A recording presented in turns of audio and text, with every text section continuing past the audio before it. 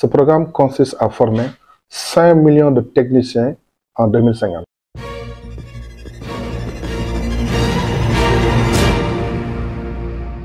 Le TRAFET a été créé par décret en 2014, le 7 octobre 2014 exactement. Et le TRAFET a 4 types de missions. Tout d'abord, accompagner les jeunes vers leur insertion professionnelle.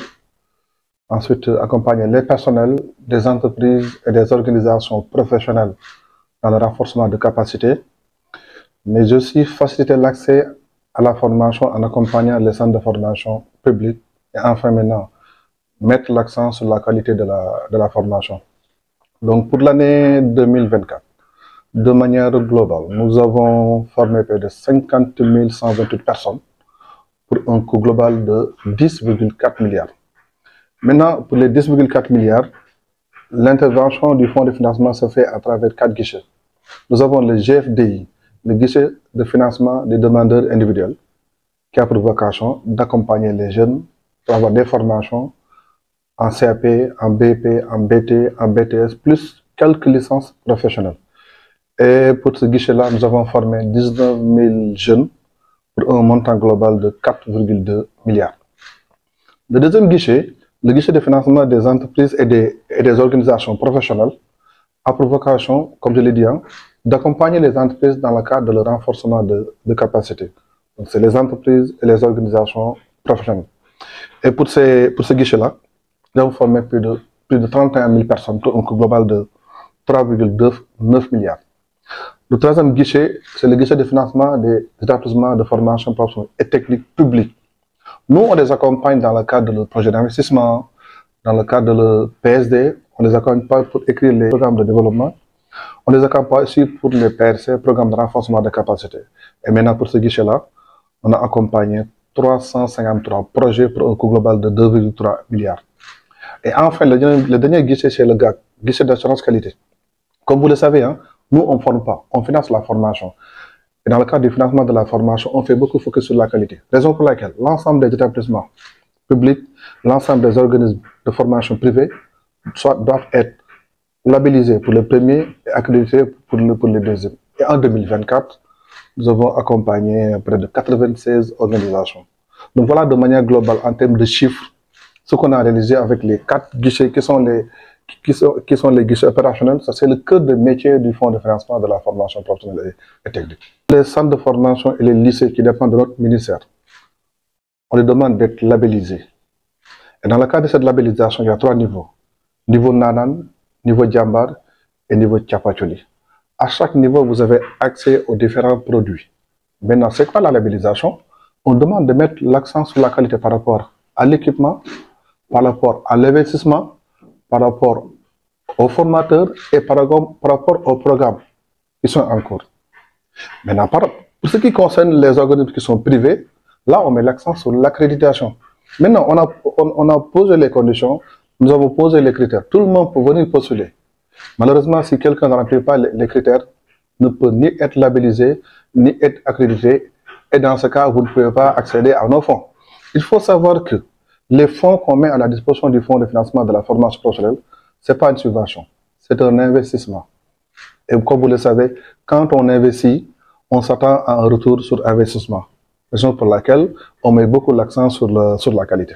Il y a 2 systèmes de suivi, parce qu'on a le système au niveau de l'audit interne, qui est chargé de faire le suivi. Ensuite, on a le département suivi-évaluation. On peut revenir sur un exemple. On prend le guichet de financement des demandeurs individuels. On envoie des listes d'étudiants dans les lycées, dans les centres de formation, dans les business schools. Maintenant, si on nous envoie, maintenant, la première chose qu'on va faire, est-ce que l'ensemble des étudiants qu'on va envoyer à ce niveau, ils sont inscrits? Maintenant, si oui, maintenant, c'est à ce moment-là, en retour, que l'établissement va nous facturer. Ensuite, on donne juste les 70%. À la fin de la formation, on demande à l'établissement de fournir le rapport d'activité avec les bulletins de l'ensemble des apprenants. Maintenant, si tout est écrit et tout est dans les normes, c'est à ce moment seulement qu'on va donner les 30%. Maintenant, durant l'année aussi, on a un call center. Le call center sera chargé d'appeler effectivement les étudiants. Est-ce qu'ils sont inscrits? Est-ce qu'ils ont suivi la formation? Parce que le contrôle n'exclut pas la confiance. On peut demander aux établissements, oui, on vous a envoyé 100, est-ce que les 100 se sont inscrits? Il dit oui, les 100 sont inscrits. Mais nous, derrière, avec le call center va appeler individuellement les étudiants afin de savoir l'effectivité de l'inscription, l'effectivité pour que la formation est suivie et que la qualité est mise en œuvre. À ce jour, nous avons signé environ près de 50 conventions de partenariat, mais à 4 niveaux. Donc, le premier niveau, c'est avec les institutions et les agences qui sont ici au Sénégal. Pour expliquer, l'accompagnement des jeunes vers l'emploi, c'est capital. On a constaté qu'il y a beaucoup d'actions qu'il faut combiner de manière harmonieuse. Profilage, information, formation, apprentissage, formalisation, financement. Il n'y a pas une seule structure qui peut le faire. Il faut maintenant qu'on crée des synergies de groupe. C'est ça qu'on appelle l'approche systémique. Je vais revenir à la fin amplement, parce que ça, c'est notre cœur de métier.